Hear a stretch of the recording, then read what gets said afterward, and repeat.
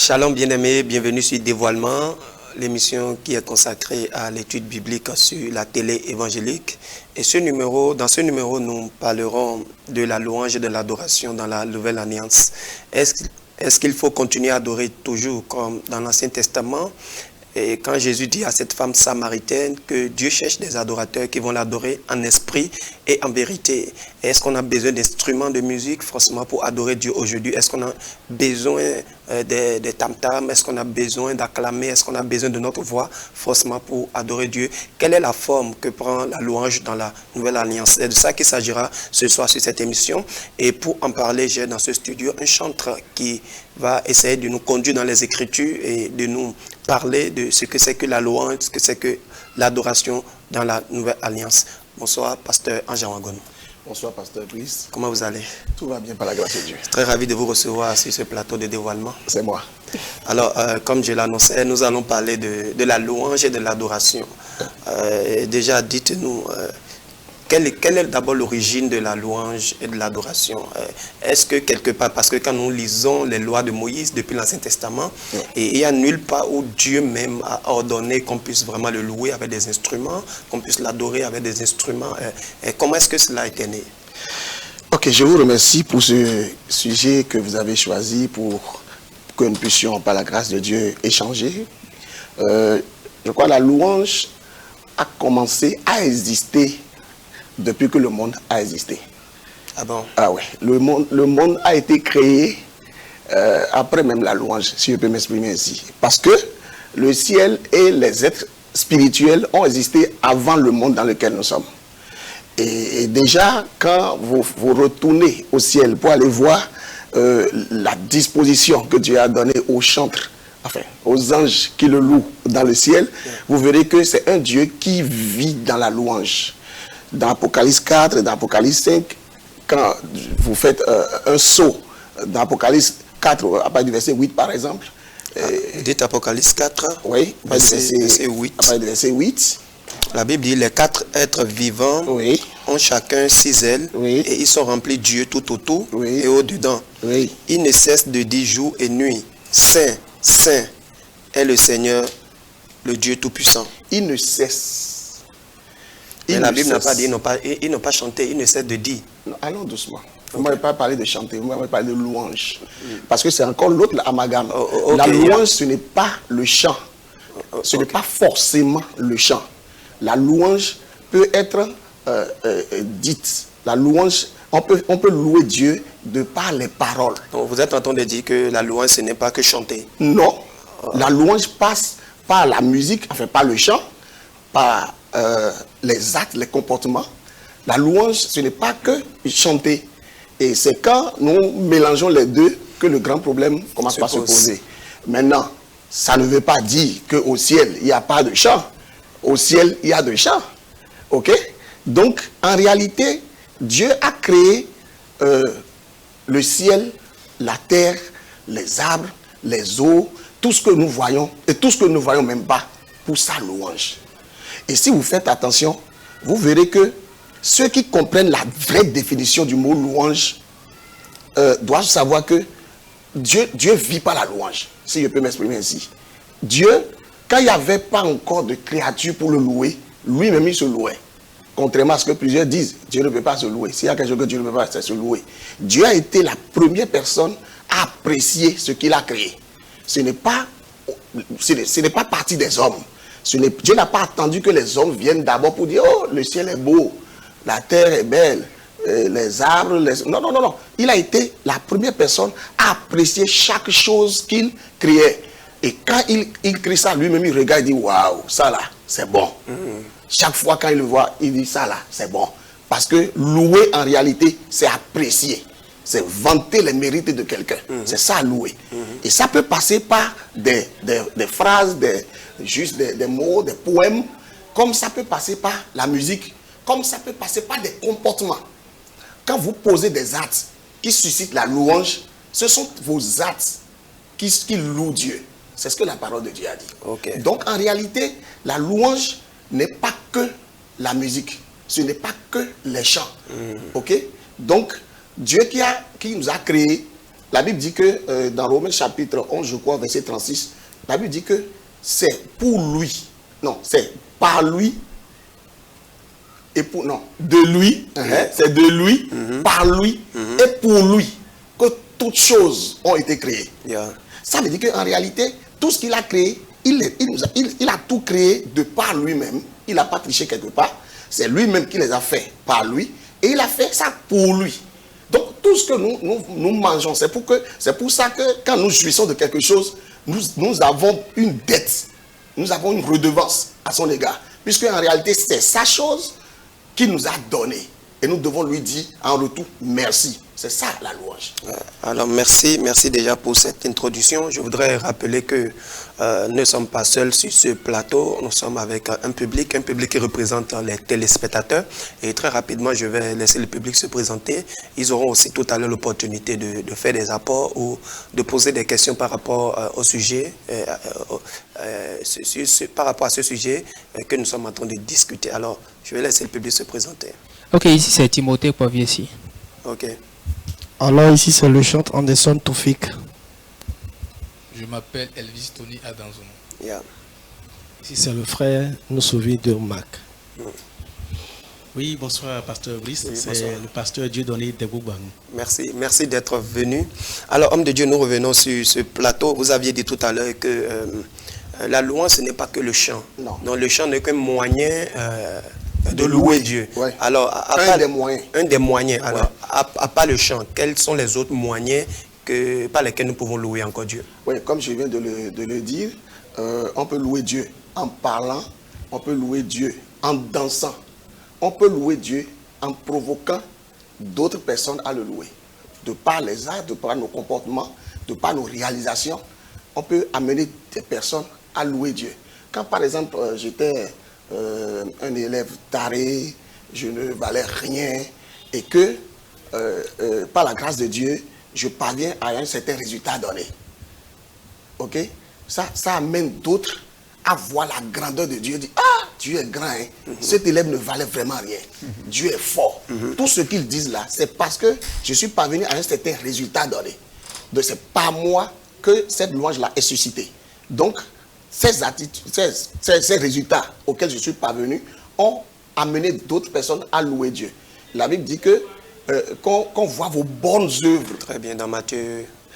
Et qu'on loue le Seigneur. Matthieu Donc, 5. nos œuvres, nos bonnes œuvres aussi, louent le Seigneur. Voilà. Donc, c'est- un voilà chrétien quelques- qui marche dans la sanctification, un chrétien qui manifeste sa lumière Oui. au sein de nos chrétiens, Oui. il est en train de louer Dieu. Oui, il est en train de susciter la louange. La différence, c'est quoi? Ah, il est en C'est train que de susciter la louange. la louange. Parce que la louange est expressive. C'est là la différence entre la louange et l'adoration, en fait. Quand on dit que la louange, c'est dire ce que Dieu, les bonnes choses que Dieu a réalisées, c'est être reconnaissant à Dieu, c'est célébrer Dieu pour ses bienfaits et tout ça. L'adoration, au contraire, c'est un comportement, c'est une vie. C'est une vie. Donc, il y a une différence entre louange et adoration. Bien sûr. Et ce que nous chantons pendant l'étude que nous appelons adoration sont plutôt des chants d'adoration. Donc ce n'est pas une adoration. Non. C'est une partie de l'adoration. C'est pourquoi quand Jésus parlait dans Jean chapitre 4, il parlait des vrais adorateurs, là, il n'y avait pas eu chant. La dame n'a pas chanté. Et si nous remontons à l'origine de l'adoration, dans le livre de Genèse au chapitre 22, où l'adoration, le verbe adorer a été cité pour la première fois dans la Bible, c'est dans Genèse chapitre 22, verset 5. Avec Abraham. Avec Abraham, merci. Quand il devait sacrifier son fils, Abraham n'avait pas chanté. Abraham avait obéi sans condition. Donc l'adoration, c'est une vie d'obéissance, de soumission et de révérence à Dieu. C'est ça l'adoration. C'est ça l'adoration. Voilà. Donc l'adoration, ce n'est pas comme on le dit, bon, nous sommes venus au temps d'adoration, Non, au ça, chant c'est- des cantiques c'est très, juste très... c'est un abus de langage et qu'on peut tolérer parce que bon, nous sommes sur terre, nous sommes à l'école de Dieu, on apprend. Donc, Un temps arrivera où plus de personnes comprendront de quoi il s'agit. Amen. Alors, si je dois suivre votre explication par rapport à la louange et l'adoration, Oui. ça veut dire que ce n'est pas seulement à l'église qu'on peut louer et adorer. Non, c'est pas seulement à l'église. Parce que la louange n'a pas commencé à l'église. La louange, la première personne qui a dit je louerai l'Éternel, ce n'était pas à l'église, c'était Rachel. quand elle avait fait son 4e garçon, Judas, c'est quelqu'un qui recherchait quelque chose de la part de son mari, qu'elle n'avait pas, jusqu'à faire le 4e. Elle a dit, cette fois-ci, je crois que c'est dans Genèse chapitre 29 au verset 35, elle a dit, cette fois-ci, je louerai l'Éternel. C'est pourquoi elle a prénommé l'enfant Judas. Judas veut dire louange. Et Jésus est sorti de la tribu de louange. C'est pourquoi tout chrétien doit mener une vie de louange en réalité. Et il n'y a pas à attendre que quelqu'un loue à sa place, comme nous le faisons souvent dans nos églises, où quand le moment de la louange arrive, on attend que le peuple, les chantres louent Dieu à notre place. Non, ce n'est pas ça. Tous ceux qui ont profité, ont bénéficié de l'œuvre de la rédemption accomplie par le Seigneur, doivent comprendre qu'ils sont redevables à l'Éternel et ils doivent le célébrer à tout moment. Parce qu'ils sont devenus enfants de Dieu, ils n'ont pas mérité, on n'a pas mérité, n'avons rien fait pour le mériter, n'avons rien fait pour participer. C'est Jésus qui a tout fait de bout en bout et la reconnaissance de ceci doit s'exprimer. C'est cette expression-là qu'on appelle louange. Amen. Voilà. Alors, je peux résumer tout ce que vous venez de dire par ce verset de Colossiens qui dit tout ce que vous voulez faire, que ce soit en parlant, que ce soit en mangeant, il dit il faut le faire pour la gloire de Dieu. Voilà. Donc, tout ce que tu fais pour la gloire de Dieu, c'est déjà une louange que tu offres Bien sûr. Au Seigneur. Tout ce que l'on fait pour la gloire de Dieu, c'est une louange. Ce qu'on offre au Seigneur. Voilà. Alors, qui peut louer, qui peut adorer alors? Qui peut louer, qui peut adorer? Psaume 150 au verset 6, ça dit Tous ceux qui respirent. C'est seulement ceux qui ne respirent pas qui ne doivent pas louange à l'Éternel. Maintenant, s'il faut aller un peu plus en profondeur, la louange, en dehors de tous ceux qui respirent, des païens, de tout le monde, vous devez voir, les païens même, quand ils reçoivent quelque chose de moi, ils disent « Ah, ça là, c'est Dieu qui a fait ça. » Ils n'ont pas forcément trop compris le reste, mais ils savent que ce que Dieu a fait là, il faut lui être reconnaissant pour ça. Donc, tous ceux-là qui ont la vie encore en eux, doivent reconnaissance à Dieu. Parce que ce n'est pas tout le monde qui vit. C'est pas tout le monde qui vit. Donc, déjà que tu vis, tu peux réaliser tout ce que tu n'as pas réalisé, tu peux atteindre tous les niveaux que tu n'as pas pu atteindre. Le fait que tu respires encore là, c'est déjà une dette de louange à l'égard de Dieu. Amen. Maintenant, ceux qui vivent par l'esprit, ceux qui sont nés de nouveau, eux là, toute leur vie doit être consacrée à la louange. Ok? Ça, c'est le deuxième clan. De deuxième catégorie de personnes. De façon générale, tout le monde, tous ceux qui respirent. Maintenant, de façon spécifique, ceux qui vivent par l'esprit. Par l'esprit. Maintenant, il y a une troisième catégorie de personnes. Mais eux là, ils ne louent pas seulement, ils louent et ils conduisent dans la louange. Ok. Et là, ce sont les chantres. Les chantres, eux, depuis le livre de Chroniques, 1 Chronique chapitre 6, Dieu a mis à cœur à quelqu'un, au roi David, qui était un instrumentiste, qui était, je vais dire, un chantre. Et quand je dis un chantre, il n'était pas un chantre au même titre que les Asaph et les Yubal et autres. Lui, il était un chantre parce que c'est quelqu'un qui loue beaucoup Dieu, c'est quelqu'un qui célèbre beaucoup Dieu, mais il n'est pas de la tribu de Lévi. Donc, il ne pouvait pas conduire la louange dans le temple, pendant les cultes. Mais il peut célébrer Dieu à sa façon. Ok? Et lui-même, il s'est fait appeler chantre agréable de l'Éternel. C'est lui qui a dit ça. Ok? Mais c'est lui que Dieu a utilisé pour communiquer aux hommes comment la louange se fait au ciel. David, bien sûr. David. C'est lui qui a organisé les chantres. C'est lui qui a réparti les Lévites qui étaient entre-temps chargés de transporter le tabernacle, de monter le tabernacle et tout ça. La Bible dit qu'au moment où le tabernacle a eu un lieu de repos, David les a redéployés. Et c'est dans ce redéploiement qu'il a mis 4000 personnes au service de la louange. À partir de ce moment, un groupe chargé de conduire dans la louange a été mis en place. Je crois dans 1 Chroniques chapitre 6, verset 31 à 32, la Bible dit qu'ils sont chargés de louer Dieu et de conduire le peuple. Et c'est là le verbe conduire. Ok. Est-ce que quand la Bible dit qu'ils sont chargés de louer, est-ce qu'il s'agit de louange sans chant ou bien c'est juste louange, parole ou bien acte? Non, c'est louange chant parce qu'ils ont parlé des instruments et tout ça. C'est louange chant? Oui, ils ont parlé des instruments. Si dans 1 Chronique chapitre 9, vous verrez, il y a des instruments et tout ça. Donc là, c'est des chants. À partir de ce moment-là, il s'agissait des chants. Okay. Et la Bible a été jusqu'à même citer ceux qui sont chargés de jouer et les instruments qu'on leur a, David leur a fait confectionner dans le temps, tout ça pour qu'ils suivent. Et puis il louait Dieu 24 heures sur 24, comme ça se faisait au ciel. Wow. Et Apocalypse n'existait pas en ce moment. Donc David n'avait pas connaissance de comment ça se fait au ciel. Donc c'était une révélation. C'était une révélation. C'était bel et bien une révélation. Wow. Il louait le Seigneur devant le tabernacle. Et la Bible dit que, dans Apocalypse 4, la Bible dit que la célébration se faisait autour du trône.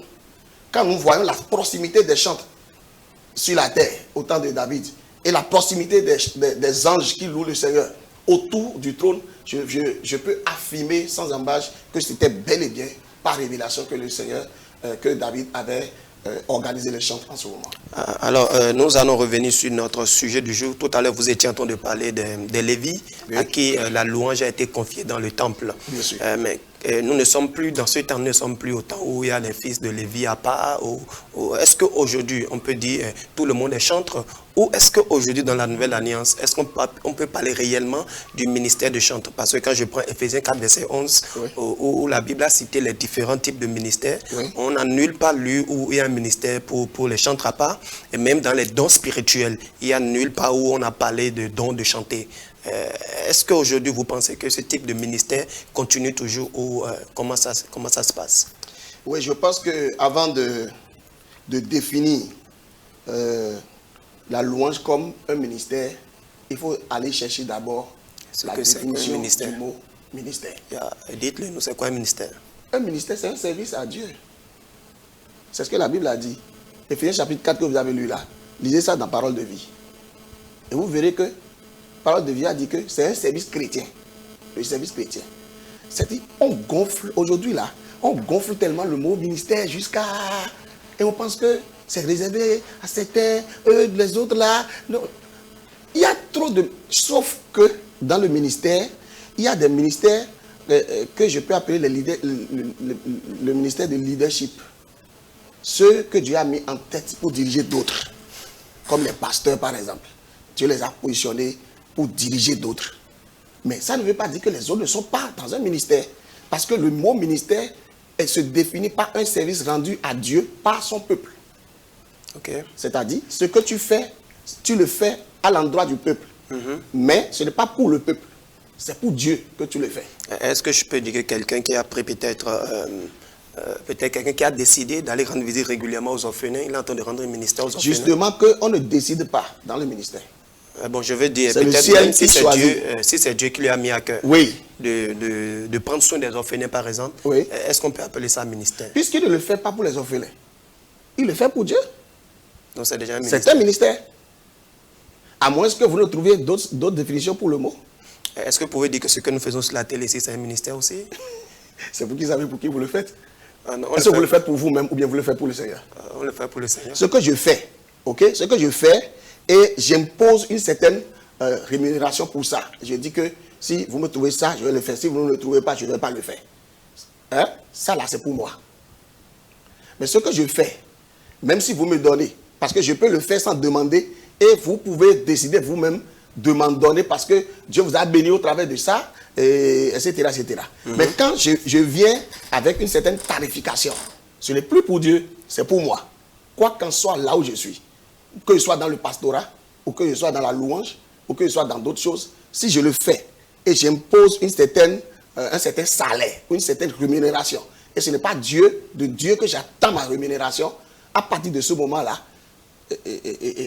je le fais pour moi. Mais si je le fais pour le Seigneur, pour son amour, pour tout ce que je reconnais avoir reçu de sa part, hein, comme un sujet de reconnaissance à l'endroit de Dieu, c'est un ministère, c'est un service que je rends. Alors, et pourquoi dans le Nouveau Testament, on n'a pas vu un chant dans le Nouveau Testament? Mais ça dépend de comment le ministère a été rendu dans le Nouveau Testament d'abord.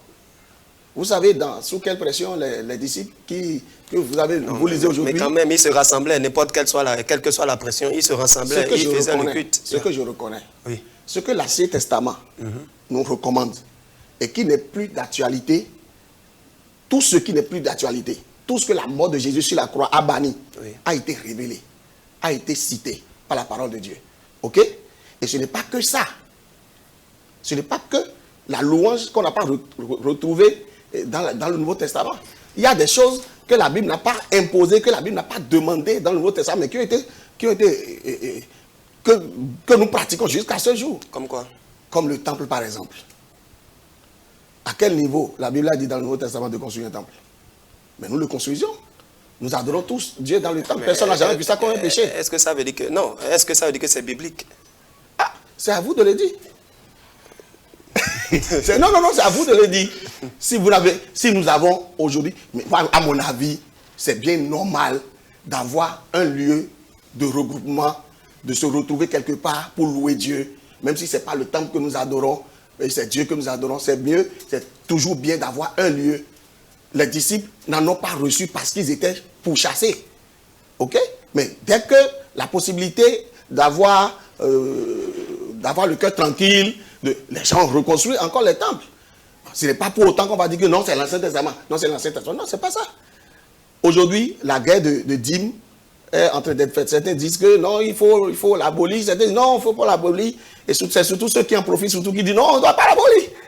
C'est pas c'est pour le Seigneur qu'ils font le combat.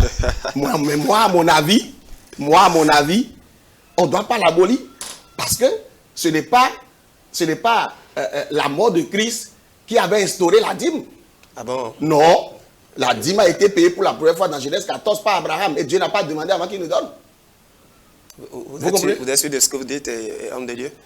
Ah, si vous n'êtes pas sûr de ce que je dis, prenons la Bible. Prenons la Bible. Ce n'est pas Dieu qui lui a dit de donner, c'est lui qui a donné. C'est après Genèse 14 que la loi est venue. La loi est venue, longtemps après. Ok? Mais jusqu'à aujourd'hui, on paye la dîme, on donne les offrandes. Ceux qui ont donné leur offrande pour la première fois, qui ont décidé de donner une offrande à Dieu, c'était Caïn et Abel. Dieu n'a pas demandé. Justement. Dieu n'a pas demandé. Mais jusqu'à aujourd'hui, on continue de donner les offrandes. Mais quand vous parlez d'Abraham qui a donné sa dîme à Melchisédek, tout ça, oui. Est-ce que ce n'est de tout l'Ancien Testament, c'est juste une seule fois qu'il l'a fait? Est-ce qu'il l'a fait régulièrement? Ce n'est pas parce que la Bible n'a pas dit qu'il l'a fait plusieurs fois qu'il ne l'a pas fait. On ne sait pas s'il a continué ou il n'a pas continué. La Bible n'a pas précisé? Oui, la Bible n'a pas précisé. Mais après, ça a été institué. Lui, il l'a donné une fois, mais ça a été, Dieu a pris ça désormais comme une institution. Donc, ça a assuré sa pérennité. Et jusqu'à aujourd'hui, on continue. Je crois, on ne va pas virer dans le débat de la dîme. Nous sommes en train non, c'est pas pour virer. Je suis en train juste de vous donner des exemples, des choses qui ont existé dans l'ancien temps et qui existent aujourd'hui encore. Vous voyez? Et à mon avis, je ne vois pas pourquoi faire la guerre contre la louange qui ne doit pas finir. Parce que la louange a commencé avant tous les ministères. Justement. Et elle ne finira pas après l'enlèvement. Justement, quand on s'en tient à votre définition, on ne peut pas combattre la louange. Mais ici, je parle du ministère de chantre. Est-ce que vous pensez qu'il doit avoir des catégories de personnes spécifiques aujourd'hui dans l'Église et ce sont eux qui doivent conduire forcément la louange? Si nous mettons fin à l'Église, c'est-à-dire à la communauté, on peut mettre fin à ce service-là. Est-ce qu'il ne peut pas arriver où, comme la Bible a dit, si nous venons ensemble et que quelqu'un est inspiré, que la personne entonne un cantique et puis tout le monde commence à chanter, est-ce qu'il faut forcément des personnes qu'on doit appeler chantres? Est-ce que vous pensez que entonner là, c'est donné à tout le monde? Si l'Esprit de Dieu, nous tous, on peut le faire. Ah, d'accord. Je prie pour que Dieu ne vous permette pas de rencontrer des hommes crapauds. Je prie pour que Dieu ne vous permette pas de rencontrer des gens qui ne peuvent pas chanter dans la cadence.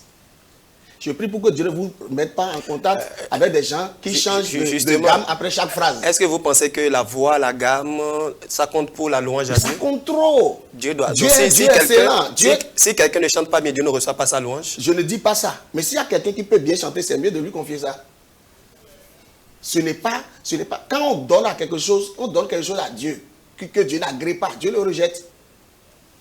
N'oublie pas que Dieu a pris des offrandes et l'a rejeté d'autres. Donc, si par exemple, je commence à chanter, je ne tiens pas dans la gamme, Dieu va dire, bon, comme tu ne tiens pas dans la gamme, je n'écoute pas ta louange. Là, tu n'as pas bien compris ce que je dis. Si dans mon église, j'ai des gens qui peuvent bien chanter, ils ont l'Esprit de Dieu, ils peuvent bien chanter. Moi, je suis le pasteur, je ne sais pas chanter. Parce que quand on ne sait pas chanter, on sait qu'on ne sait pas chanter. Malheureusement, des fois, on sait qu'on ne sait pas chanter, mais on a, je ne sais pas, l'orgueil, on n'a pas l'humilité de dire aux gens, chantez-moi tel chant. Ce qui fait que Ce qui fait... Est-ce que vous savez que mal chanter peut distraire? Ça vous est jamais arrivé? Je prie pour que ça ne vous arrive pas. Mal chanter peut distraire, peut empêcher les gens de se connecter, de se recueillir. Donc, ceux à qui Dieu a donné l'opportunité, jusqu'à David, ça n'a pas été organisé. La louange, les gens pensent que c'est David qui a amené la musique dans la louange, mais ce n'est pas ça.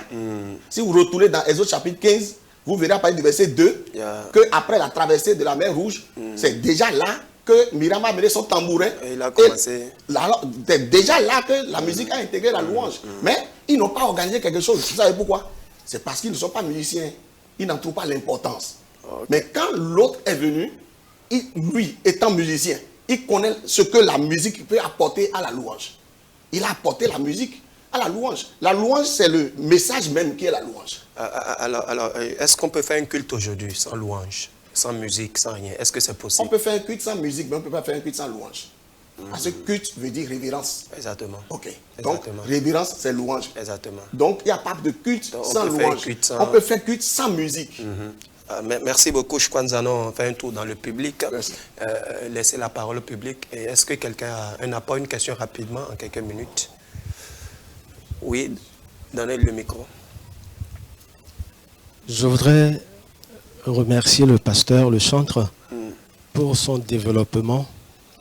J'ai aimé la partie où il a précisé qu'il y a des institutions avant l'établissement de la nation d'Israël et qui continuent dans la nouvelle alliance. Que le Seigneur vous bénisse pour cette précision. Amen. Ma question par rapport au thème du jour, quel est le message qu'on doit véhiculer à travers la louange? Très bien. Parce que ce que nous voyons dans les assemblées, c'est loin d'être ce que le pasteur a défini ici. Quel est le message que doivent véhiculer les louanges? Et quel est le type de musique qui doit accompagner également? Très bien. Je crois que c'est des questions très pertinentes. Alors, quel message doit véhiculer une louange?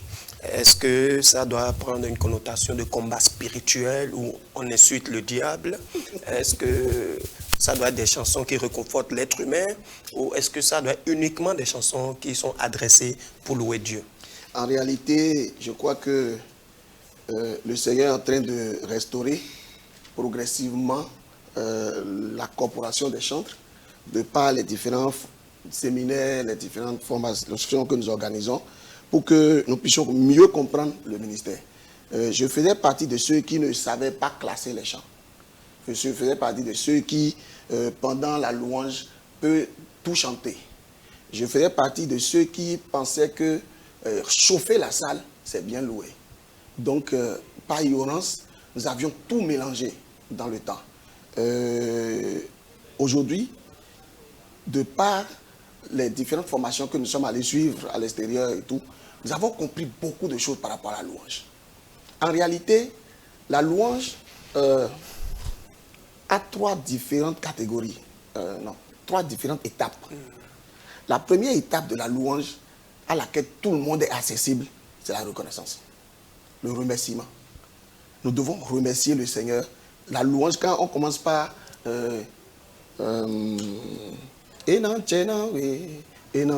louange a déjà commencé, ok? Mais il y a un deuxième niveau qui concerne les hauts faits de Dieu. Ça, tout le monde n'a pas accès forcément aux hauts faits. Tout le monde sait, tout le monde sait par exemple que si nous sommes vivants, c'est Dieu qui nous a donné la vie. Si nous sommes en bonne santé, c'est Dieu. Mais tout le monde ne sait pas encore que Dieu a créé le monde dans le vide. Dieu a créé le monde sur le vide. Ça ne repose pas sur quelque chose. Ça repose sur sa parole. Pour en avoir accès à ces choses, il faut être un étudiant de la parole. Okay? Donc un chantre, c'est quelqu'un qui doit comprendre ça. Et la troisième dimension, c'est la dimension dans laquelle on célèbre Dieu pour qui il est. C'est ça qu'on appelle souvent adoration. Okay? Les chantres sont appelés à s'inscrire et se faire former pour connaître ces réalités-là qui concernent le service. Et c'est non seulement leur responsabilité, mais c'est aussi notre responsabilité en tant que leader, hein, de les orienter, de les accompagner et de les amener à connaître ces choses-là. Pourquoi? Parce que la plupart des responsables, je vais dire des pasteurs, constatent que dans le milieu des chants, ça ne va pas. Mais ce qu'ils doivent faire, il y en a qui ne savent pas ce qu'ils doivent faire. Mais il y en a qui savent ce qu'ils doivent faire, mais qui ne le font pas. Mais qui se plaignent quand ils mènent des vies qui n'honorent pas le Seigneur, on les critique, quand ils font des bêtises dans la chorale, quand ils terminent la louange et puis ils sortent pour aller manger et revenir à la fin de la prédication, on se fâche, on dit ils sont Chanel, ils sont ceci. Mais en réalité, moi je dis que ce n'est pas leur faute. Ce n'est pas leur faute parce que si vous retournez dans le livre de Chroniques pour aller voir ce que David a mis au service du Seigneur, ce n'était pas tout le monde. C'est seulement les fils de Lévi. Et Lévi n'est pas venu là par hasard.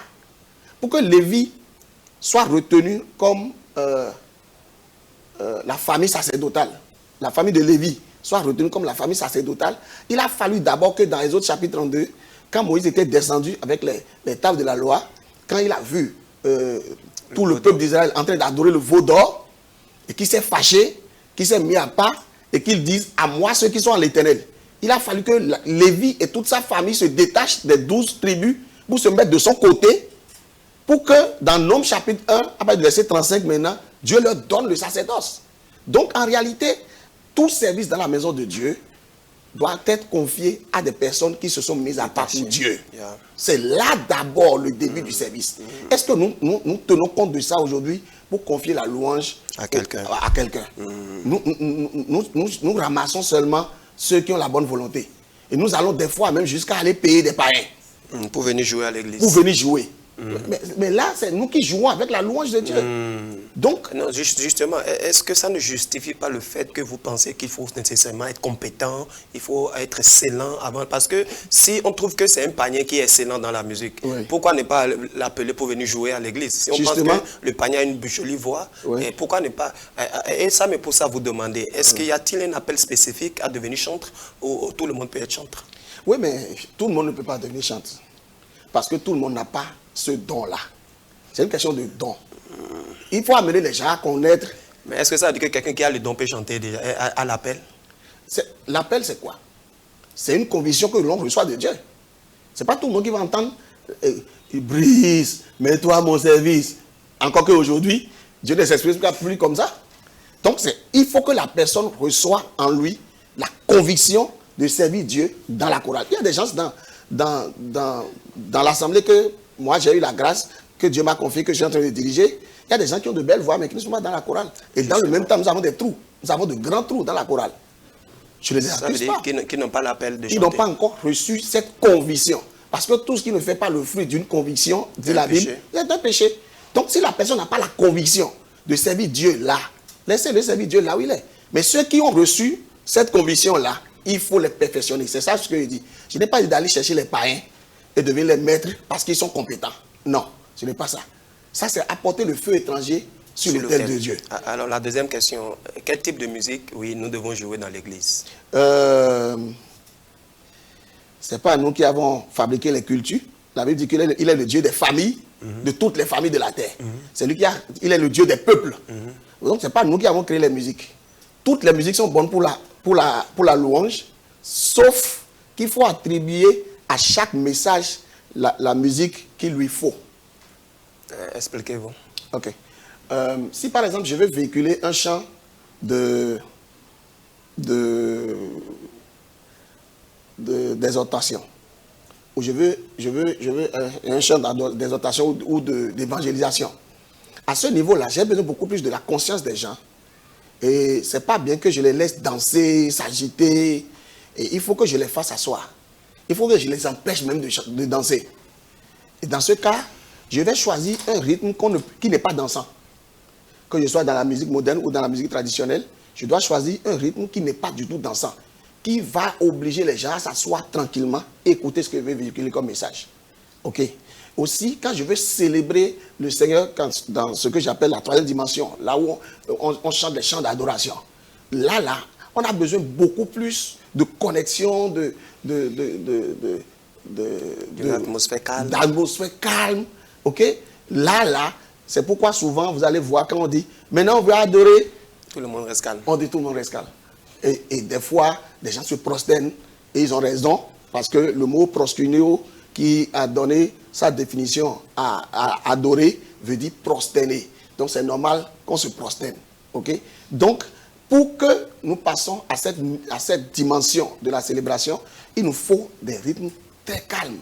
Et c'est même bien que ça soit juste le clavier avec des sons vraiment string, des trucs qui peuvent facilement taper sur la sensibilité d'un homme. Est-ce que ça ne rentre pas dans l'émotionnel? Attention, l'émotionnel n'est pas à bannir. Parce que l'âme est la partie de l'homme qui s'envole le plus. L'âme, c'est la partie de l'homme, quand ton esprit sera en train de vouloir capter le message qui est en train de partir, l'âme va te dire, demain c'est la date 5 maintenant, je vais payer le loyer. Donc, il faut trouver une stratégie pour... Il faut trouver une stratégie pour la canaliser, Est-ce pour la que ramener. c'est pas la chair? Est-ce que c'est pas la chair? Non, c'est pas la chair. Non, homme de Dieu. Non, attendez que je finisse. Je vais vous expliquer. Vous savez, il faut aussi que l'âme arrive. Ok? Quand l'esprit ne gère pas l'âme, c'est là qu'on parle de la chair. Mais quand l'esprit gère l'âme, ce n'est pas la chair. Vous comprenez? Donc, c'est amener l'âme à se soumettre à ce que l'esprit désire. C'est ça. Est-ce qu'il faut utiliser un piano? Parce que... Oh, je n'ai pas dit forcément un piano. Quand vous parlez d'instruments, c'est ça je dis. Ça fait partie juste des paroles. Okay. Par exemple, moi, je suis, par la grâce de Dieu, le président des chantres. Mais dans ma chorale, je n'ai pas encore une équipe de louanges fiable. Parce que l'équipe est naissante. Tous ceux qui sont là sont des jeunes. Ils sont des apprenants. Ok? Ça ne me gêne pas. Le Seigneur est glorifié. Il est puissamment glorifié. Alors, merci beaucoup. Nous allons recevoir le pasteur Donné. Oui, merci beaucoup. Et je voudrais quand même renchérir notre invité et dire d'abord que Jésus nous donne aussi l'exemple de la louange.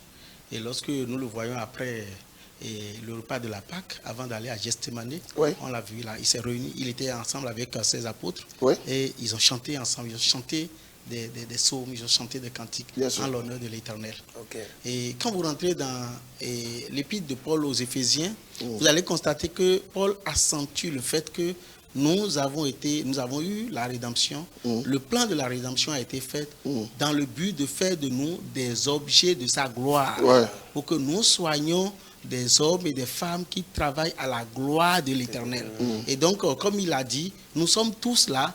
Nous avons reçu le Seigneur Jésus dans notre vie pour être des instruments de sa gloire. Et donc, au-delà de que tout ce qui respire loue le Seigneur, nous devons savoir que le ministère des ministères que nous avons reçus, c'est celui de rendre gloire, de louer l'Éternel, notre Dieu. Amen. Voilà. Amen. Et donc, je voudrais aussi, et cet aspect qu'il a souligné, ça m'a beaucoup plu, parce que nous oublions surtout l'aspect culturel dans la louange. Vous voyez, quand vous allez dans Apocalypse chapitre 21, et dans les derniers versets, il dit que les nations, d'abord les rois de la terre apporteront les gloires, et après les nations de la terre viendront dans la Nouvelle Jérusalem en apportant leur gloire. Je pense que nous sommes déjà dans cet exercice-là, quand nous sommes béninois, nous utilisons nos instruments, les rythmes de chez nous, pour louer le Seigneur. Mais est-ce qu'il n'y a pas de rythmes qui viennent des couvents? Est-ce qu'on va utiliser ça pour louer Dieu? Vous savez, rien n'a été créé, comme Paul le dit.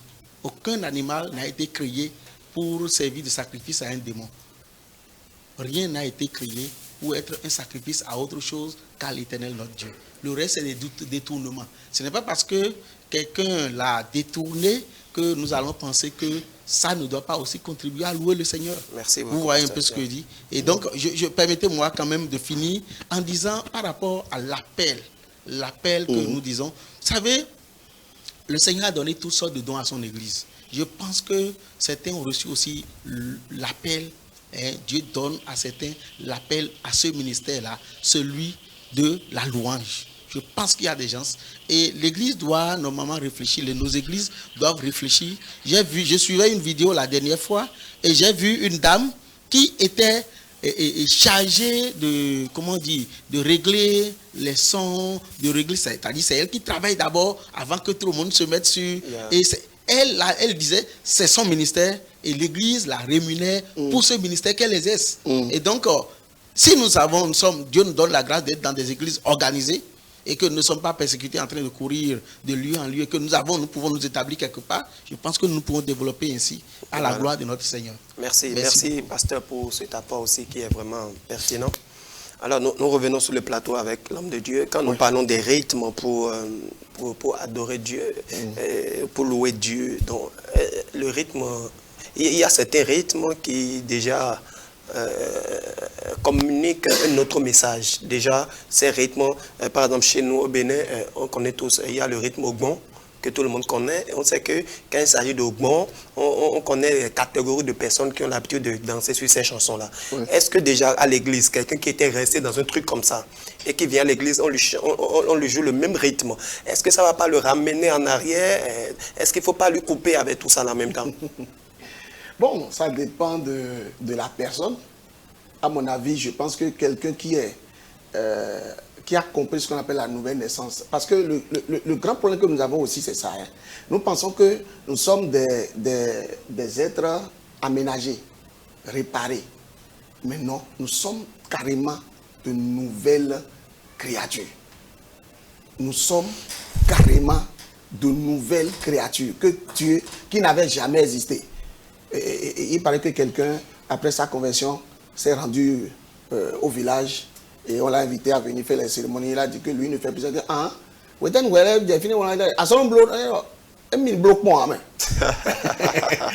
ne l'ai jamais fait. Hein. Moi, je ne l'ai jamais fait. Je dis, tu venais ici, je dis, c'est pas moi. Il dit, mais c'est pas Abdon. Il dit, l'autre Abdon que vous connaissez là, il est déjà mort. Lui, il est mort déjà sur la croix. En réalité, c'est pour, à mon avis, on peut aider ceux-là dont vous parlez, qui ne sont pas encore affermis, parce que la Bible dit que notre liberté ne doit pas être une pierre d'achoppement. Okay? On peut les aider en évitant certaines choses. Sinon, si vous prenez le même rythme dont vous parlez, vous allez maintenant, je ne sais pas où, vous allez en Europe, que vous jouez ça. Ça ne va pas produire un effet négatif. Justement. Vous voyez, non? Bon, donc, à mon avis, s'il y a des gens qui ne sont pas affermis, et c'est pas seulement au bon, il y a aussi des rythmes de la musique moderne qui ont été créés justement pour commettre de mauvaises choses. Et quand nous connaissons l'origine de ces rythmes-là, pour aider ceux qui sont faibles, bon, on peut s'en épargner. Est-ce qu'il ne faut pas carrément dire, il ne faut pas amener ces musiques à l'église? Parce qu'il y a même des rythmes, déjà même les pas de danse qui permettent de danser sur ces rythmes, c'est des choses malsaines, je dirais. Je prends par exemple le Mapoka qui était sorti entre-temps et que c'était un groupe même, je crois, chrétien qui avait chanté. Est-ce que ces choses, quand on commence pas à jouer ces mêmes rythmes à l'église, le Mapoka, est-ce que ça... C'est un groupe chrétien mais un groupe religieux. Bon, je ne sais pas. Bon, en réalité, bon, pour ces rythmes dont les pas de danse sont malsains, à mon avis, je pense qu'on peut s'en épargner pour éviter le désordre à l'église. Mais en dehors de ça, tous les rythmes qui correspondent avec le message que nous voulons véhiculer, nous voulons utiliser pour célébrer notre Dieu, à mon avis, tout peut être exécuté. Tout peut être joué. Merci. Nous continuons, en attendant de recevoir une autre question dans le public, nous continuons. Quand la Bible dit Dieu siège au milieu des loin de son peuple, qu'est-ce que la Bible entend dire par là? Bon, est-ce qu'il faut forcément chanter avant que Dieu ne descende au milieu de nous? Ou si on vient au culte et on commence en même temps la prédication, Dieu est toujours là? Bon, à mon avis, ce que Dieu est en train de dire, Dieu ne bouge pas. Dieu est omniprésent.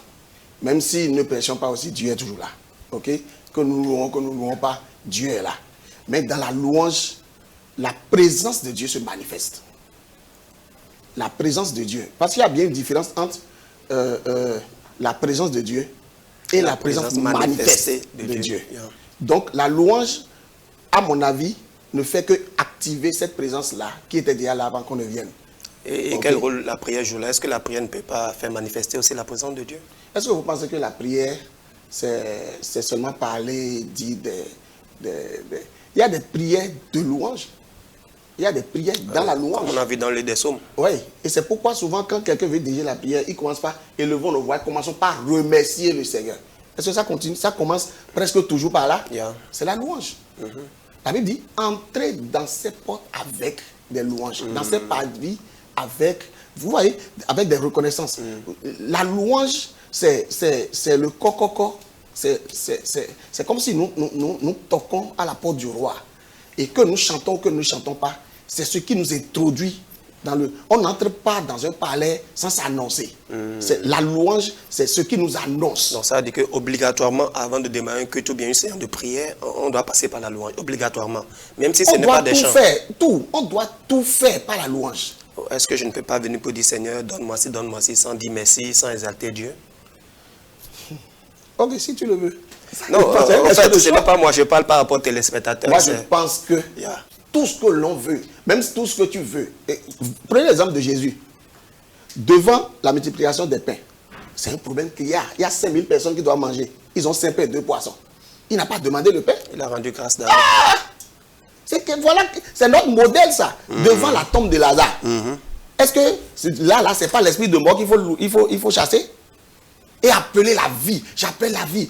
Il n'a pas fait ça. Il a juste dit, Seigneur, je te remercie parce que, Père, je te remercie parce que tu m'as toujours exaucé. Lazare, ça, on va partir. Ceux qui connaissent l'importance de la louange vont prier très peu. Je répète. Ceux qui connaissent l'importance de la louange vont prier très peu. C'est là où il y a vraiment un véritable souci. Oui, je sais que les chanteurs étaient piétinés. Avec les chantres, parce que... En réalité, il y a même d'autres qui vont jusqu'à dire que louer, c'est prier 2 fois. Est-ce que vous pensez la même chose? Non, c'est pas biblique. C'est pas biblique. Mais je pense que ceux qui connaissent la valeur de la louange, l'importance de la louange, n'attendent pas la musique avant de louer Dieu. Ceux qui connaissent la louange en font leur quotidien. Et à partir de ce moment, même il y a des choses qui n'ont pas demandé. Il y a des choses qui n'attendent pas. Et ça vient. Ça vient pourquoi? Parce que celui que vous êtes en train de célébrer, c'est quelqu'un qui connaît vos besoins avant que vous n'ouvrez la bouche. Je ne le dis pas pour qu'on ne prie pas. Je comprends. Parce que je sais que plusieurs de mes collègues n'aiment pas prier et n'aiment pas jeûner. Justement. Non, je ne dis pas ça. On doit prier. Mais, il y a Éphésiens chapitre 1, verset 3 nous a dit qu'en Jésus, Dieu nous a déjà tout donné, mais c'est dans le monde spirituel. Ou bien, mais ce que nous avons à faire aujourd'hui, c'est convertir ça, amener ça dans le monde physique. Yeah. Il y a très peu de choses que nous avons à demander. Pour ne pas dire qu'on n'a rien à demander. Je n'ai pas dit ça. Non. Mais il y a très peu de choses qu'on a à demander. Jésus même a dit demander, on vous donnera. Et dans l'histoire de Paul et de Silas, nous avons vu l'équilibre. La Bible dit ils chantaient des chants de louange et ils priaient. Les deux. Donc je crois que nous devons faire l'équilibre. Est-ce que vous savez que quand le Saint-Esprit est venu, est descendu, dans Apocalypse 2, et les gens ont commencé par parler en langue. Acte 2. Dans Acte 2, je m'excuse, dans Acte chapitre 2, vous savez que dans le parler en langue là, les gens ne demandaient pas, mais qu'ils louaient. Ah ouais? Ouais. Le parler en langue a loué d'abord avant de passer à autre chose. Ok. La Bible dit ils étaient en train de dire les merveilles de Dieu. C'est ça la louange. Donc, quand ils ont reçu le Saint-Esprit, la première des choses qu'ils ont commencé par faire, c'est dire les merveilles de Dieu, les hauts faits de Dieu. Mais dans des langues que des gens qui sont là comprenaient. Okay. Voilà. Donc, en réalité, la vie d'un serviteur, non, je dis serviteur, la vie d'un enfant de Dieu doit être à plusieurs pourcents dédiée à la célébration, à la louange de Dieu. Il n'a pas besoin d'un chant forcément. Mais merci beaucoup, serviteur de Dieu. Nous sommes en train de tendre vers la fin de cette émission. Alors, j'ai encore 2 questions à vous poser. L'avant-dernière est celle-ci. Est-ce que vous ne pensez pas aujourd'hui que la musique distrait à l'église? Parce qu'aujourd'hui, on parle des temps de louange où on passe 45 minutes, voire 1 heure de temps à danser, transpirer. Et quand on finit, on s'assoit, certains commencent à dormir. Et les gens n'arrivent plus à écouter la parole de Dieu. Est-ce que vous ne pensez pas aujourd'hui que les concerts, les soirées de louange que nous organisons aujourd'hui, ça n'a plus de connotation de louange, comme on le dit, mais c'est une connotation de distraction, faire le spectaculaire, avec des jeux de lumière, un joli podium, juste pour distraire les gens. Est-ce que vous ne pensez pas la même chose? Je vais prendre les 2 questions séparément. Le culte. Je vais demander plutôt aux serviteurs de Dieu qui me suivent de bien vouloir tout faire pour faire former les chantres qui conduisent la louange dans leur assemblée. Ce n'est pas ignorance que ça se fait de cette façon. Ok? C'est vrai que même si nous faisons 1 heure de temps de célébration, ce n'est pas encore peu. Ce n'est pas encore trop. C'est pas encore trop. Nous avons 3 heures, non? Ce culte-là, on l'appelle culte d'adoration. Ou bien? Et c'est dans ce culte qu'on fait 15 minutes d'adoration. Finalement, là, où est l'adoration là? Il y a dans la semaine un culte pour la prière seule, souvent. Et puis il y a un culte pour l'enseignement seul, souvent. Et le dimanche, on dit c'est culte d'adoration. C'est là encore que la louange ne trouve pas place. Finalement, on va louer Dieu quand? Je pense que dans le culte dominical, il doit y avoir beaucoup de temps pour célébrer le Seigneur. Mais il faut former les chantres pour vivre ce qu'on appelle louange. Ce que je dis là, appelez Bénia Kwesson, appelez le frère Ebenezer, le bassiste là, appelez, en tout cas, appelez César Sabois, appelez le pasteur Ores, appelez Nicole Labité. Il y a un certain nombre de personnes, demandez-leur ce qu'on appelle louange. Depuis 2016, moi j'ai découvert la louange autrement. Il y a trop de choses que nous ne connaissions pas dans la louange. Et c'est parce que nous ne les connaissions pas que quand on nous invite pour venir louer le Seigneur, on entend les allez. Vous voyez, non? Moi, on était à Yamoussoukro, quand on démarre la louange comme ça, ça faisait, à chaque culte, on fait 1 heure. À chaque plénière, on fait 1 heure de louange. Mais on pleure du début à la fin. Du début. Et c'est louange. C'est la louange. Les messages que portaient les chants d'abord, et la sélection des rythmes qui les accompagnent, et la vie du porteur, c'est tout ça que Dieu regarde. Donc ce n'est pas ambiancé forcément. Non. La Bible dit que Dieu a rejeté Caïn et son offrande. Et il a accepté Abel et son offrande. Genèse chapitre 4, versets 3 à 5. En réalité, quand le porteur de l'offrande même n'est pas accepté, l'offrande aussi est rejetée. Ceux qui conduisent cette louange-là, ils sont qui? Or, dans Hébreux chapitre 13, au verset 15, la Bible dit, par lui, offrons sans cesse à Dieu des sacrifices de louange. Donc, c'est un sacrifice qu'ils apportent, mais ils ne sont pas sacrificateurs. Donc, il y a trop de choses qui occasionnent ce sommeil-là dont vous parlez. Et si les chants sont formés et qu'on va célébrer le Seigneur, en réalité, je me rappelle du premier culte que nous avons célébré après notre retour dans mon assemblée. Quand le pasteur, nous on était venus, je crois, un vendredi soir ou un samedi. Donc, la préparation du culte du dimanche était déjà terminée. On ne devait pas intervenir. Mais, arrivé au niveau de la prédication, notre pasteur a voulu que, comme nous qui sommes venus, ceux qui sont venus à Yamoussoukro là, venir au moins chanter un chant. Et c'était la sœur Kyria, c'était même pas moi. C'était la sœur Kyria dans le temps qui avait pris le micro pour chanter un chant. Quand elle a entonné le chant comme ça, le seul chant là, ça a fait 2 heures.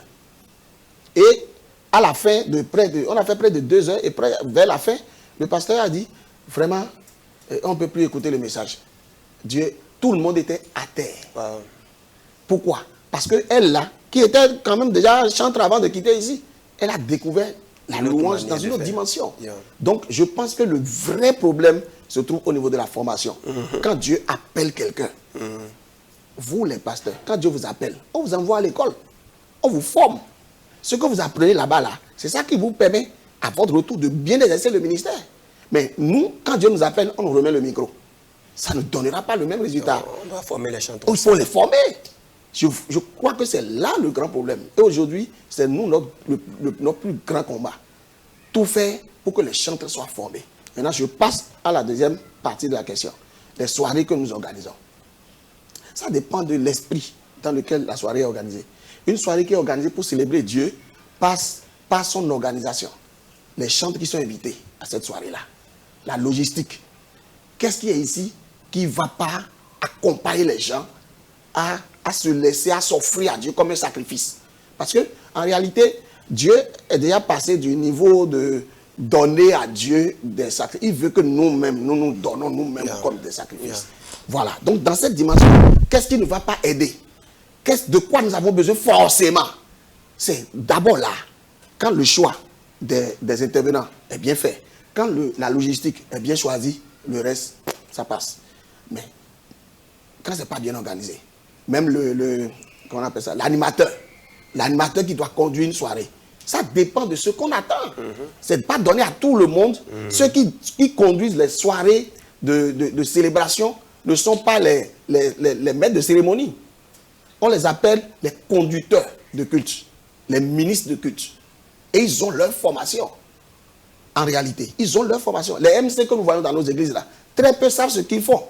Très peu savent ce que Dieu attend d'eux. Eux aussi, ils ont leur formation. Et c'est en fonction de sa qualité qui va conduire la célébration, qui va conduire la soirée. Alors, donc tout ça, si les promoteurs aussi ne savent pas exactement ce que Dieu attend de la soirée qu'ils organisent, ils vont juste organiser des soirées de distraction, malheureusement. Et je crois bien que c'est ce que nous observons dans la plupart des temps, c'est beaucoup de distractions. Malheureusement, c'est ça. La plupart des soirées auxquelles nous assistons aujourd'hui sont pour distraire. Mais pour ceux qui comprennent, Chante Unie organise des soirées de louanges. Quand vous allez là-bas, vous sentez que ça, c'est une offrande à Dieu. Amen. Voilà. Donc, alors, ma dernière question, avant de recevoir s'il y a des questions dans le public, est-ce qu'un chantre, déjà que vous insistez que le chant c'est un ministère? Non, je n'ai pas insisté, s'il vous plaît. Est-ce qu'on doit fixer un salaire au chantre à l'église? Est-ce qu'on doit fixer un salaire au pasteur? C'est moi qui pose les questions. Mais je réponds. Jésus a répondu comme ça, non? On lui a demandé si on doit payer l'impôt. Il a dit, qu'est-ce que vous voyez sur cette pièce? Donc, en réalité, on ne doit fixer de salaire pour personne. Ok? On ne doit pas. Maintenant, ça dépend de l'organisation interne de chaque église. Vous savez que les chantres ont été associés à tous les lévites, sacrificateurs et tout le monde confondu dans je vais appeler ça le repas de la maison de Dieu. Les chantres sont des lévites au même titre que les sacrificateurs. Et dans les anciens temps, les chantres ont toujours été pris en compte par l'église. Ils doivent jouer de la dîme aussi. Mais pourquoi pas? Je n'ai pas dit qu'on doit payer la dîme aux chantres. C'est ce que je pas. Ils doivent manger de la dîme. Mais je dis l'église doit les prendre en charge. L'église, si c'est de la dîme que les pasteurs vivent, les chantres aussi doivent aussi. Pourquoi vous pensez que quelqu'un qui sait Dieu, il sait Dieu, mais lui, on ne doit pas le prendre en charge? Et c'est pour ça que les chantres se sont retrouvés dans le système de cachet, hein, du gombo. Tu m'appelles pour venir jouer la basse dans ton église. Je dis, c'est combien? C'est en réalité les dirigeants d'église qui n'ont pas pris leurs responsabilités. Quand tu as un enfant que tu n'entretiens pas, que tu ne nourris pas, s'il trouve le manger dans la poubelle, il va sortir. Il va manger. Mais ça veut dire qu'il le faisait parce qu'il attendait une rémunération. Parce que si tu le faisais réellement pour Dieu, même si on ne te paie pas... Il faut retrouver dans le livre de Néhémie pour aller voir les chantres, les sacrificateurs d'entre-temps. Quand la dîme n'a pas été ce qu'elle doit, ils n'ont pas bien géré la dîme pour s'occuper d'eux, ils se retrouvent rentrés dans leur champ. Ça veut dire alors qu'on le faisait pour ça. Non, attends. Si nous enlevons la méchanceté de la gestion de l'église, ce problème ne va pas se poser. Alors, ne tournons pas autour. Non, c'est pas merci. Attendez. Quand la Bible dit que vous devez prendre les gens en charge, et vous ne les prenez pas en charge, mais dans le même temps, vous ne voulez pas qu'ils travaillent. Parce que quand il manque les répétitions, il manque les trucs, vous vous plaignez. Vous voulez les tuer. Jésus, lui, n'a pas fonctionné comme ça. Mais si Dieu les a appelés, Dieu va prendre soin d'eux. Quand Jésus a dit à Pierre, suis-moi, il a laissé sa pirogue, il a suivi. Jésus les prenait en charge. C'est un leader, ça. Un leader doit avoir du souci pour ceux qui travaillent avec lui. Justement. Mais quand toi, c'est toi qui réalises tout, c'est toi qui achètes tout, et ces chantres-là n'ont même pas de l'argent pour venir à la répétition, ça ne te dit rien, on doit mettre ta conversion dans un scanner spirituel pour vérifier. Pour voir si réellement tu en es de nouveau. Et c'est à ça que nous assistons malheureusement aujourd'hui. Et c'est grave. C'est très grave. Alors nous allons recevoir une dernière question du public. Oui, allez-y, non, pasteur. Non, ce n'est pas une question, c'était plutôt une contribution. Allez-y. Et l'apôtre Paul dit qu'on n'amuselera pas le bœuf quand il foule le grain. Et donc, et tous ceux qui servent à l'église, et lorsqu'ils sont dans un ministère à plein temps, devraient être aussi rémunérés d'une certaine façon par l'Église. Et dès qu'ils se retrouvent dans un ministère à plein temps, c'est-à-dire lorsque l'Église pose la nécessité pour eux d'être totalement consacrés à ce ministère-là, je pense que c'est justice aussi que l'Église s'occupe d'eux par rapport aux affaires de cette vie. Voilà. Merci beaucoup. Merci, pasteur, pour cet apport. Nous sommes à la fin de cette émission. Alors, homme de Dieu, Oui, je crois qu'on aura l'opportunité de revenir encore par la grâce de Dieu. Ça, je crois que Dieu donnera la possibilité. C'est mon souhait. Il est dit souvent, les chantres ne donnent pas offrande à l'église. Oui, j'en faisais partie. Malheureusement, j'en faisais partie. Les chants ne donnent pas souvent les offrandes pour plusieurs raisons. Particulièrement les pianistes. Faut pas créer de problème. Hein. Bon, moi, je n'étais pas pianiste, pourtant, je n'en donnais pas. J'étais percussionniste. Okay. Et puis, je n'en donnais pas. Et arrivé à un moment donné, j'ai commencé par avoir honte. Et quand on dit, il fut un moment où on commence par dire, levez vos offrandes. Tu te souviens un peu? Oui. À ce moment-là, bon, j'avais du honte à ne pas lever la main. Donc, je prenais l'offrande, je levais. Et quand on vient de prier, je dépose encore dans ma poche. Bon, c'est d'abord une question d'ignorance. L'offrande représente quoi dans l'adoration? Dans mon adoration, là, mon offrande représente quoi? Si je dis que je donne ma vie à Jésus, qu'est-ce qui est encore à moi? C'est ça le grand problème. Donc, en réalité, ce n'est pas ignorance que les gens le font. Ok? Maintenant, un chantre qui comprend ce que c'est d'abord l'importance de sa rédemption et qui comprend l'importance du service qu'il rend à Dieu, même si l'Église ne le paye pas, si l'Église ne le prend pas en charge, l'Église ne lui fait rien, mais que Dieu trouve d'autres moyens pour le bénir, ce Dieu juste, qui a toujours trouvé des moyens pour accorder à chacun ce qu'il mérite, selon ce qu'il fait. S'il a d'autres moyens, écoutez, moi je dirige une assemblée, tout ce qui concerne les offrandes et tout ça, c'est pas moi qui gère, okay? C'est la base qui gère. Et pourtant, quand j'ai des problèmes dans ma petite chorale que je suis en train de former, je n'attends pas la base. Je l'achète moi-même. Quand j'ai quelque chose, j'ai un besoin. Parce qu'une chorale, en fait, c'est une institution qui demande de l'argent au quotidien. Si ce n'est pas les fiches, c'est les micros qui manquent, c'est ceci, c'est la peau de la batterie, c'est une corde de guitare. À attendre la procédure de l'église et tout ça avant de régler ces problèmes, ça va créer des entorses. Donc, moi, si Dieu me donne de l'argent, j'investis dedans. Donc, le chantre, en réalité, si, d'une part, il comprend qui il est, ce qu'il fait, il n'aura pas à ne pas donner de l'offrande. Et au contraire, il va lui-même investir encore pour que son ministère aille encore plus de l'avant. C'est vrai qu'il y a d'autres points que je souhaiterais qu'on parle ici sur cette émission. Est-ce qu'un chrétien, chantre chrétien, peut sortir un album, peut vendre un album? Tout ça, la met le temps karma parti. Mais est-ce que quelques secondes, vous pouvez nous dire, est-ce qu'un chantre peut vendre un album? Mais on dit que c'est de louange à Dieu. Mais est-ce qu'il doit vendre ça? Est-ce qu'un chrétien doit acheter la Bible? Oui. Est-ce qu'un chrétien doit acheter les livres écrits? Ben, normalement même, je crois que... C'est la sorcellerie de dire qu'on ne doit pas vendre les albums. C'est la sorcellerie. Parce que ce qui est sur l'album là, vous ne pouvez pas acheter ça. Ce que vous donnez là, c'est une contribution. Mais Dieu ne vous a pas donné le don. Dieu ne vous a pas donné le don pour commercialiser. Mais Dieu a donné le don à ceux qui ont rédigé la Bible là pour commercialiser. Ça, c'est pas un don. C'est trop injuste ce que nous faisons aujourd'hui.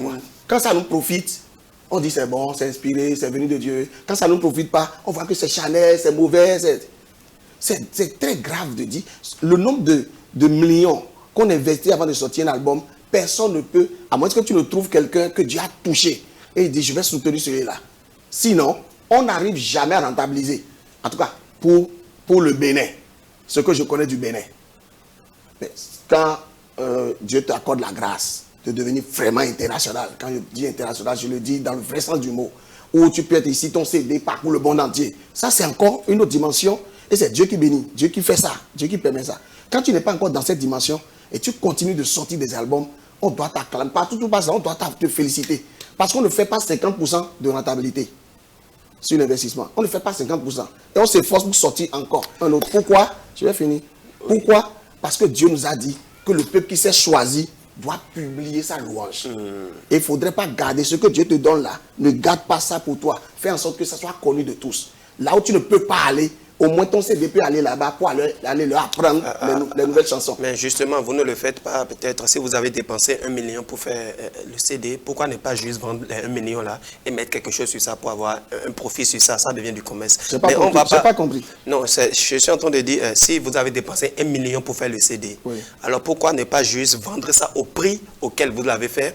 Et il faut forcément déposer un intérêt sur ça, bien un profit. Mais je dis qu'on n'arrive pas à faire, malgré ce que vous dites là, on n'arrive pas à faire rentrer les 500 000 sur 1 million. Renseignez-vous. Rapprochez-vous à parler de Papa John Minga. Passez par les SEM dessous jusqu'aux autres centres et demandez-les, en dehors des personnes, ressources que Dieu suscite à des moments donnés, pour qu'on ne fasse pas naufrage dans le ministère, pour venir nous dire, Dieu m'a parlé, Dieu m'a touché par ton chant, voilà ma contribution. Et ça vient rarement au Bénin. Rarement au Bénin. Si ce n'est pas ça, et c'est sur ce que tu investis pour produire l'album que tu vas rentabiliser, aucun chant ne peut me dire qu'il fait même 50% avant que... Moi, je me suis donné 2 ans pour sortir chaque album. Avant les 2 ans, tu n'auras pas encore fait rentrer 50%. 50%. Encore qu'aujourd'hui... Est-ce que vous vendez vos CD au prix de production, mais vous déposez un intérêt sur ça, un profit sur ça? Le prix de production, là, c'est combien? Les Béninois ne peuvent pas acheter CD. Moi, j'ai quitté, je suis allé même à... Laissons les CD piratés. Et parlons des CD qu'on va en boutique. Tu vas en Côte d'Ivoire, un CD à 5 000 au moins. Oui, c'est parce que... Ici, c'est à 1 000 francs. Et le Béninois ne peut pas acheter. Donc on ne peut pas parler d'intérêt. On ne parle même pas de capital. Merci beaucoup. Merci. Là, vous êtes encore trop loin. Merci beaucoup, homme de Dieu. Merci d'être passé sur cette émission. C'est vrai, je sais qu'il y a encore des questions dans le public, mais nous sommes obligés de finir cette émission. Nous aussi, on a des réponses qui vous attendent que vous n'avez pas. Alors, c'était votre émission dévoilement. Nous avions parlé de la louange et l'adoration dans la nouvelle alliance et on a compris, bien aimé, que la louange, ce n'est pas que le chant. Et le chant n'est pas forcément la louange aussi. Donc, nous devons revoir notre motivation et revoir le message que nous véhiculons par rapport à tout ce que nous faisons. Et la Bible dit tout ce que vous allez faire, faites-le pour la gloire du Seigneur. Que le Seigneur nous bénisse. À la prochaine pour un autre numéro. Merci.